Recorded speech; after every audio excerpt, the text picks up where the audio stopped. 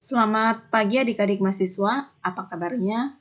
Kakak berharap adik-adik mahasiswa masih dalam keadaan sehat dan masih tetap semangat untuk melanjutkan perkuliahan kita pada pagi hari ini. Pada pagi hari ini kita kembali bertemu di perkuliahan daring pada mata kuliah manajemen, dan di mata kuliah ini kita sudah masuk topik yang ke-6, dan di topik ini nantinya kita akan membahas tentang pengorganisasian dan struktur organisasi. Ada beberapa subtopik yang akan kita bahas pada pagi hari ini. Yang pertama, struktur organisasi. Yang kedua, pembagian kerja. Dan yang ketiga, bagan organisasi formal. Kita langsung masuk kepada subtopik kita yang pertama, yaitu kita harus tahu sebelum kita masuk ke subtopik kita yang pertama, kita harus tahu terlebih dahulu apa itu pengorganisasian.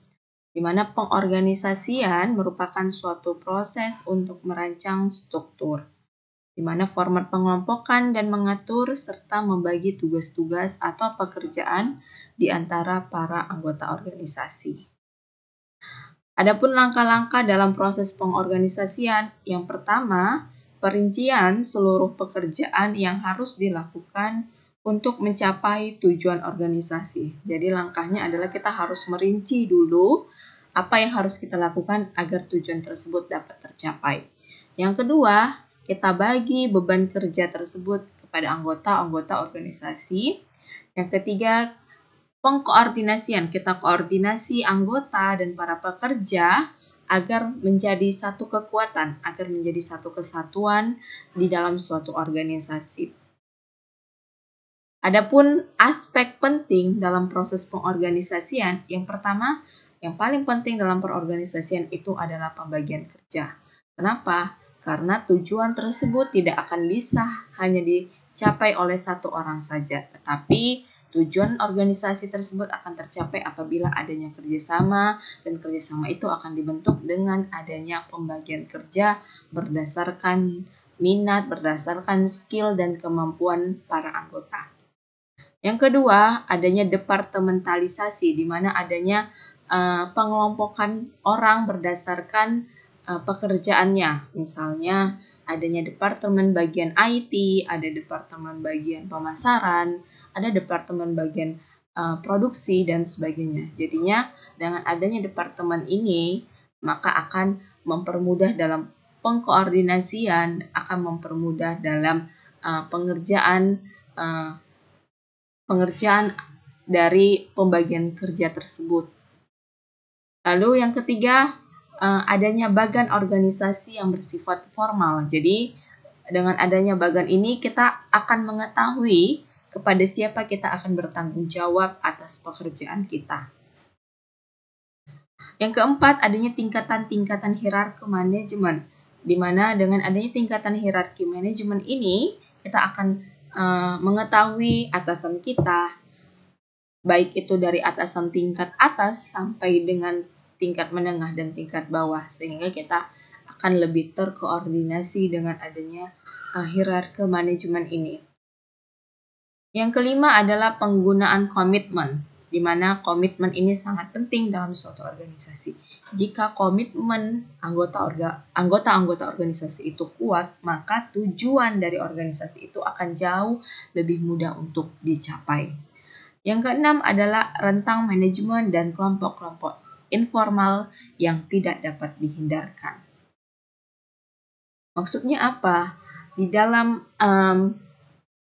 organisasi itu kan ada tadi hierarki, ada tadi manajer tingkat atas, misalnya CEO ataupun direktur, sampai kepada manajer tingkat bawah, misalnya manajer dalam suatu departemen. Jadi dengan adanya perbedaan ini, kita akan lebih mengetahui kepada siapa kita akan bertanggung jawab langsung terhadap pekerjaan kita. Dan hal itu tidak bisa kita hindarkan. Lalu kita masuk kepada subtopik yang pertama, yaitu tentang struktur organisasi. di mana struktur organisasi atau biasanya juga disebut sebagai desain organisasi itu adalah mekanisme-mekanisme formal dengan bagaimana organisasi tersebut dikelola. Jadi dengan adanya struktur organisasi ini, organisasi itu akan jauh lebih mudah untuk terpantau atau terkoordinir oleh orang-orang yang berada di dalam suatu organisasi, oleh manajer-manajer baik itu pada tingkat atas sampai dengan tingkat bawah. Lalu struktur organisasi ini akan menunjukkan kerangka dan susunan perwujudan pola tetap hubungan-hubungan di antara fungsi-fungsi, bagian-bagian, atau posisi-posisi orang yang menunjukkan kedudukannya dalam hal tugas, wewenang, dan tanggung jawab yang berbeda dalam suatu organisasi. Jadi dengan adanya struktur organisasi ini adanya kerangka atau adanya bagan, sehingga dari bagan itu kita dapat mengetahui apa fungsinya, apa tugasnya, apa kedudukan, dan apa wewenangnya. Dan kita sebagai orang yang di dalam suatu organisasi tersebut juga akan mengetahui apa tanggung jawab kita, kepada siapa kita mempertanggungjawabkan pekerjaan kita, siapa atasan kita terdekat, dan siapa atasan kita yang paling jauh atau pada tingkatan manajer paling atas. Lalu ada pun faktor-faktor utama yang menentukan perancangan struktur organisasi. Yang pertama adalah strategi organisasi untuk mencapai tujuan. Jadi untuk merancang struktur organisasi tersebut, kita harus mengetahui strategi apa yang akan kita gunakan untuk mencapai tujuan organisasi yang kita inginkan. Di mana strategi itu akan menjelaskan bagaimana dapat disusun dan saluran komunikasi dapat disusun di antara manajer dan bawahannya. Di mana aliran kerja sangat dipengaruhi oleh strategi, sehingga apabila strategi berubah, maka struktur organisasi juga akan berubah. Jadi, kalau strategi yang kita gunakan untuk mencapai suatu tujuan tersebut berubah, maka struktur organisasi tersebut juga akan berubah. Kenapa? Karena strategi itu bisa dicapai apabila si orang pembuat strategi itu menjalankannya. Ketika orang tersebut tidak lagi di dalam suatu organisasi atau tidak lagi menjabat sebagai manajer misalnya di dalam suatu organisasi itu, maka strategi yang baru yang digunakan oleh manajer baru atau anggota baru dalam suatu organisasi tersebut maka akan berubah. Lalu faktor yang kedua adalah teknologi yang digunakan, di mana perbedaan teknologi yang digunakan untuk memproduksi barang ataupun jasa itu akan membedakan bentuk struktur organisasi. Jadi kalau teknologi yang digunakan itu berubah, maka struktur organisasi tersebut juga akan berubah. Yang ketiga adalah anggota atau orang yang terlibat dalam organisasi, di mana kemampuan dan cara berpikir para anggota serta kebutuhan mereka untuk bekerja sama harus diperhatikan dalam merancang struktur organisasi. Yang keempat, ukuran organisasi, di mana besarnya organisasi secara keseluruhan ataupun satuan-satuan kerjanya itu akan sangat mempengaruhi struktur organisasi. Semakin besar ukuran organisasi, struktur organisasi akan semakin kompleks dan terus dipilih struktur yang tepat.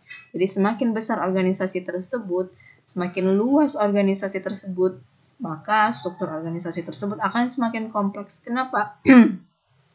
Karena jika semakin besar organisasi tersebut, maka diperlukan tim-tim yang memantau organisasi tersebut agar berjalan dengan sangat maksimal dan sangat baik. Karena jika organisasi tersebut tidak terkoordinasi karena besarnya organisasi tersebut, maka organisasi tersebut akan menjadi hancur nantinya. Maka diperlukanlah struktur organisasi yang kompleks agar dapat lebih mudah mengkoordinir dari organisasi tersebut.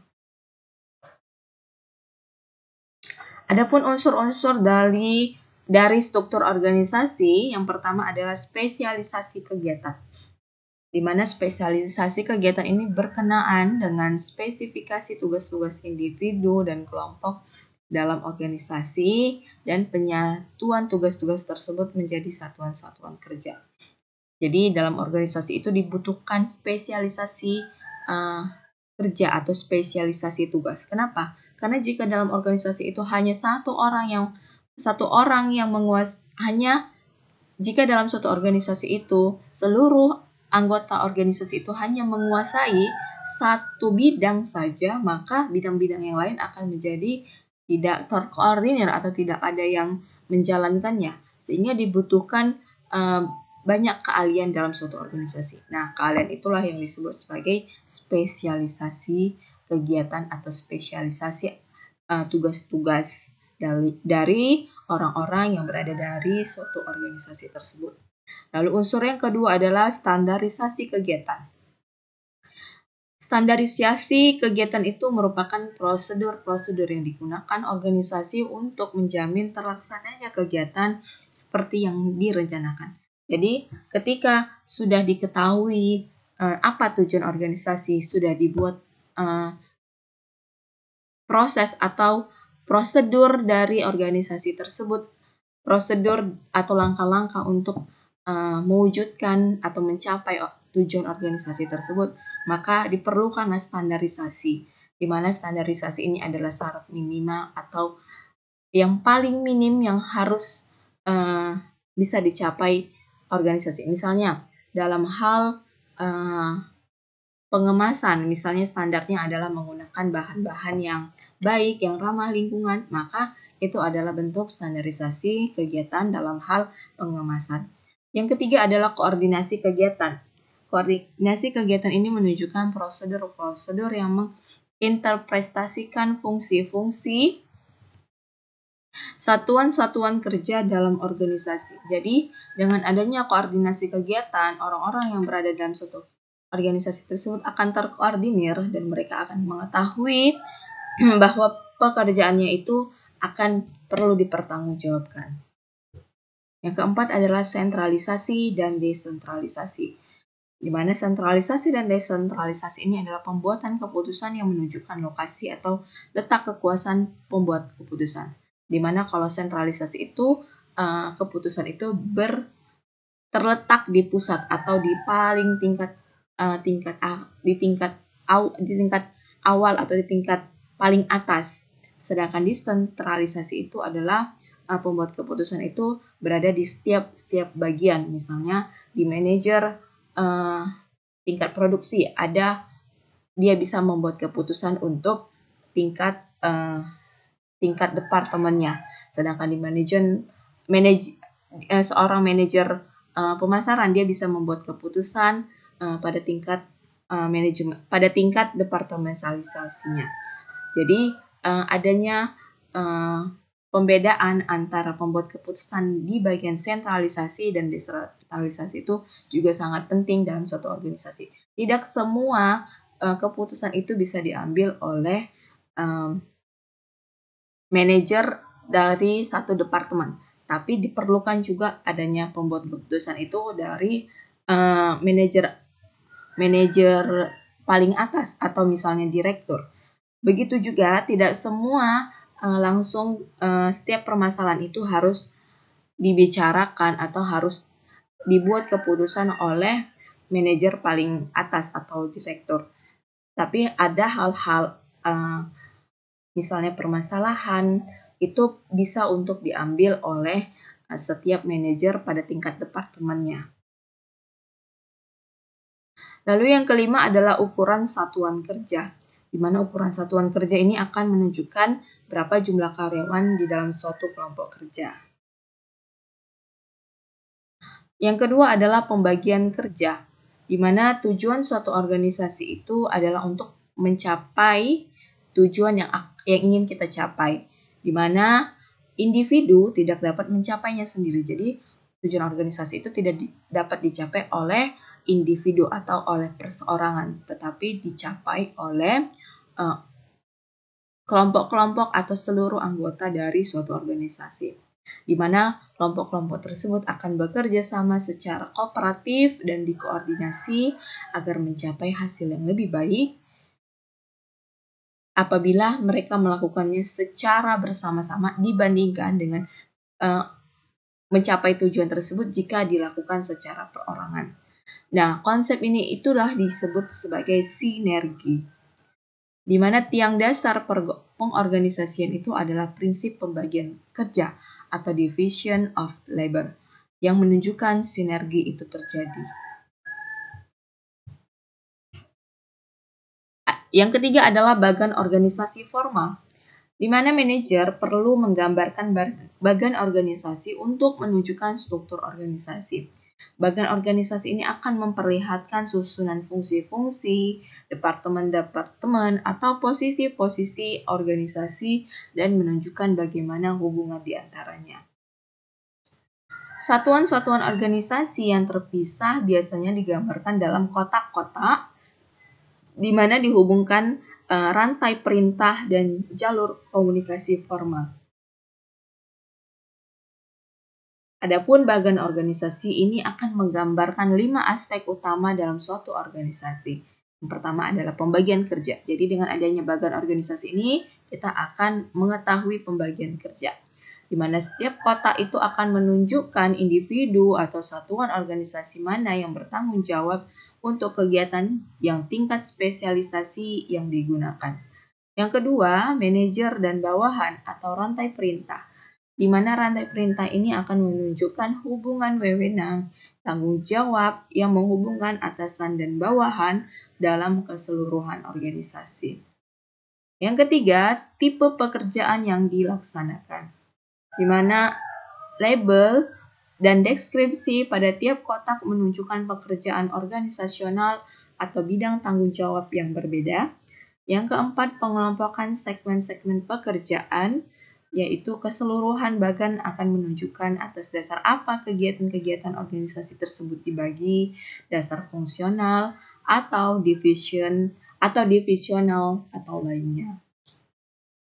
Yang kelima adalah tingkatan manajemen, di mana suatu bagan itu tidak hanya menunjukkan manajer dan bawahannya, tetapi juga menunjukkan secara keseluruhan hierarki manajemen. Jadi, bagan organisasi itu akan menunjukkan siapa yang bertanggung jawab penuh atas seluruh organisasi tersebut, atau siapa yang menjadi berada di posisi atas dari suatu organisasi tersebut. Kita sebutlah misalnya dia sebagai direktur. Baru siapa yang di bawahnya itu, misalnya adalah manajer-manajer pada tiap departemen.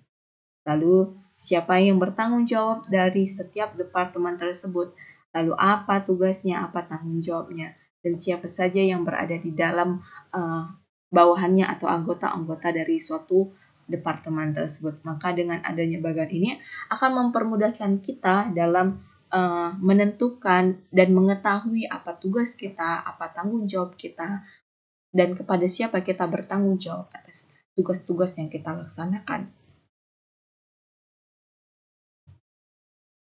Adapun keuntungan dari bagan organisasi ini adalah yang pertama, karyawan itu akan diberi gambaran bagaimana organisasi tersebut disusun. Jadi dengan melihat bagan ini, karyawan tahu organisasi itu siapa yang ada di atas, siapa yang menjadi penanggung jawab dalam suatu organisasi tersebut secara keseluruhan, siapa yang menjadi penanggung jawab pada setiap departemen. Jadi karyawan tersebut akan mengetahui itu dan dapat mengetahui susunan-susunan dari organisasi tersebut. Lalu manajer dan bawahan akan mengetahui tanggung jawab dan digambarkan dengan jelas. Jadi setiap manajer dari satu departemen dan juga anggota-anggota dari suatu departemen tersebut akan mengetahui tugas dia, tanggung jawab dia, dan itu semua tergambar dari bagan organisasi. Yang ketiga adalah proses pembuatan bagan juga dapat meminimalisasi sumber-sumber potensial terjadinya konflik atau bidang di mana duplikasi yang tidak diperlukan terjadi.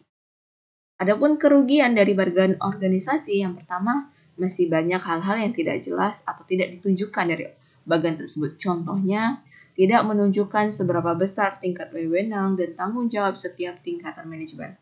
Jadi di dalam bagan itu tidak tunjukkan seberapa besar wewenang orang-orang yang berada dalam suatu organisasi. Hanya dia menunjukkan siapa yang ada di posisinya, siapa yang bertanggung jawab pada setiap departemen, siapa yang bertanggung jawab secara keseluruhan dari suatu organisasi, tapi tidak menjelaskan seberapa besar tanggung jawab mereka, seberapa besar wewenang mereka dalam suatu organisasi tersebut. Lalu yang kedua adalah tidak menunjukkan hubungan informal dan saluran komunikasi. Jadi karena adanya bagan itu, saluran komunikasi di setiap bagian-bagian itu tidak begitu terlalu ditunjukkan, karena biasanya kita hanya mengetahui atau berkomunikasi dengan orang-orang yang berada dalam satu departemen kita. Dan sangat sulit bagi kita jika kita berada sebagai seorang anggota, sulit bagi kita untuk bisa berkomunikasi dengan atasan secara langsung atau dengan penanggung jawab penuh organisasi tersebut secara keseluruhan. Jadi kita hanya bisa berkomunikasi dengan orang-orang terdekat, paling tinggi adalah kepada manajer pada departemen kita. Adapun unsur-unsur struktur organisasi ini terdiri dari, pertama adalah bentuk piramid, di mana bentuk ini paling banyak digunakan karena sederhana, jelas, dan mudah dimengerti. Yang kedua adalah bentuk vertikal, yaitu bentuk ini agak menyerupai bentuk piramid, yaitu dalam hal pelimpahan kekuasaan dari atas ke bawah. Hanya bagian vertikal berwujud tegak sepenuhnya. Yang ketiga adalah bentuk horizontal, yaitu bagian ini digambarkan secara mendatar, di mana aliran wewenang dan tanggung jawab itu digambarkan dari kiri ke kanan. Yang keempat, bentuk lingkaran, di mana bagian ini menekankan pada hubungan satu jabatan dengan jabatan lain. Bagian bentuk lingkaran jarang sekali digunakan dalam praktiknya. Untuk keempat unsur struktur organisasi ini dari bentuk piramid, bentuk vertikal, horizontal, dan lingkaran, jika adik-adik mahasiswa ingin mengetahui seperti apa keempat bentuk organisasi ini, struktur organisasi ini, maka kalian bisa coba cari tahu sendiri dari internet seperti apa bentuk struktur organisasi yang berbentuk piramid, seperti apa struktur organisasi yang berbentuk vertikal, seperti apa struktur organisasi yang berbentuk horizontal, ataupun seperti apa struktur organisasi yang berbentuk lingkaran. Dan kenapa struktur organisasi yang berbentuk lingkaran ini jarang sekali digunakan dalam praktiknya. Coba kalian cari tahu, dan itu akan lebih memperdalam pengetahuan kalian tentang struktur organisasi ini. Demikian paparan saya untuk topik ke-6 ini. Adapun tugas-tugas yang harus adik-adik mahasiswa kerjakan, yang pertama adalah jelaskan faktor-faktor utama yang menentukan perancangan struktur organisasi. Yang kedua, jelaskan 5 aspek utama bagian organisasi. Dan yang ketiga, jelaskan bentuk-bentuk bagian organisasi. Seperti biasa, ketiga tugas ini adik-adik mahasiswa kerjakan di buku tugas kalian. Lalu kalian setelah kalian kerjakan, kalian scan terlebih dahulu tugas kalian tersebut, dan hasil scan itu kalian bentuklah dalam satu format, namanya adalah format PDF, dan format PDF inilah nantinya yang akan kalian kirimkan ke GC kalian masing-masing. Demikian paparan saya untuk topik ke-6 ini. Saya ucapkan selamat pagi dan selamat beraktivitas untuk kita semua, dan sampai bertemu di minggu depan.